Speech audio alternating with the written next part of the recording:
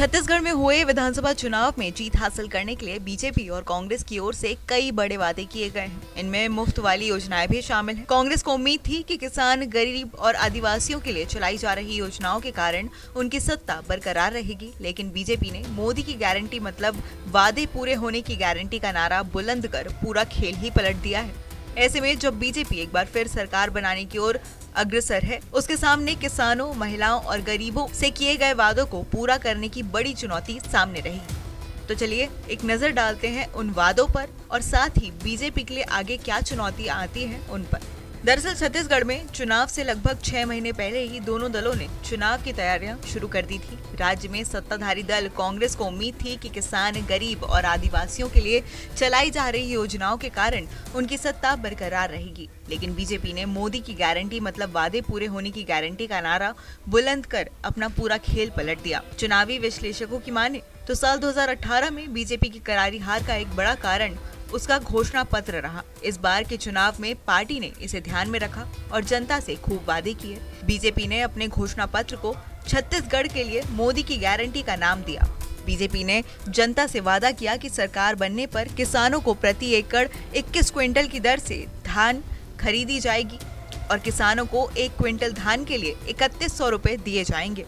यही नहीं, बीजेपी ने महतारी वंदन योजना के तहत विवाहित महिलाओं को 12,000 रुपए वार्षिक वित्त मदद देने का वादा किया था। 1 लाख शासकीय पदों पर भर्ती करने का भी वादा किया गया था।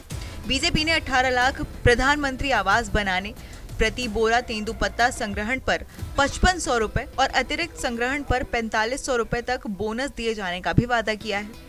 बीजेपी के घोषणा पत्र में भूमिहीन खेतीहारी मजदूरों को 10,000 रुपए सालाना देने और 10 लाख रुपए तक स्वास्थ्य बीमा का भी वादा किया गया है। बीजेपी युवाओं को 50% सब्सिडी के साथ ब्याज मुक्त कर्ज देने, गरीब घर में बालिकाओं के जन्म पर 1,50,000 रुपए का आश्वासन प्रमाण पत्र देने, गरीब परिवारों की महिलाओं को 500 रुपए में गैस सिलेंडर देने का भी वादा किया है। बीजेपी ने कॉलेज जाने वाले छात्रों को मासिक यात्रा भत्ते देने और प्रदेशवासियों को अयोध्या में रामलाल का दर्शन की व्यवस्था करने सहित कई अन्य लोक लुभावक वादे किए हैं। इन वादों को पूरा करने में भारी भरकम रकम खर्च होने का अनुमान है। ऐसे में जब बीजेपी सरकार बनने की राह पर है, उस पर लोकसभा चुनाव से पहले जनता का भरोसा जीतने के लिए वादों को पूरा करने की बड़ी चुनौती होगी। इस मामले में सीएम पद संभालने वाले नेता के कंधे पर बड़ी जिम्मेदारियां होंगी, क्योंकि उनको भारी भरकम कर्ज के बोझ तले दबे राज्य की जिम्मेदारी मिलेगी। साथ ही उसे जनता के लिए वादों को पूरा करने का भी जिम्मा होगा।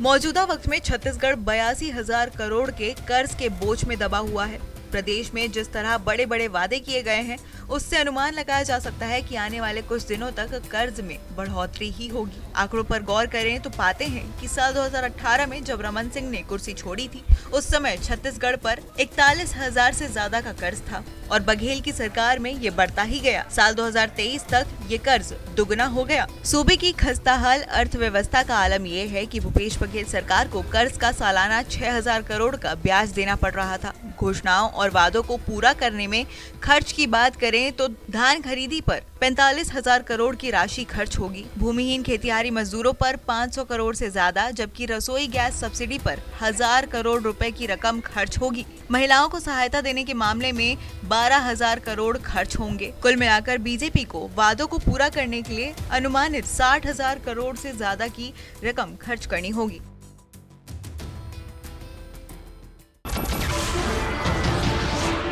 नमस्कार, मैं हूं मानक गुप्ता। अगर आपको हमारा ये वीडियो पसंद आया हो तो इसे लाइक और शेयर जरूर करें और हाँ, हमें सब्सक्राइब और फॉलो करना ना भूलें ताकि आप देश और दुनिया की कोई खबर मिस ना करें। तो जुड़े रहिए हमारे साथ और देखते रहिए न्यूज़ 24।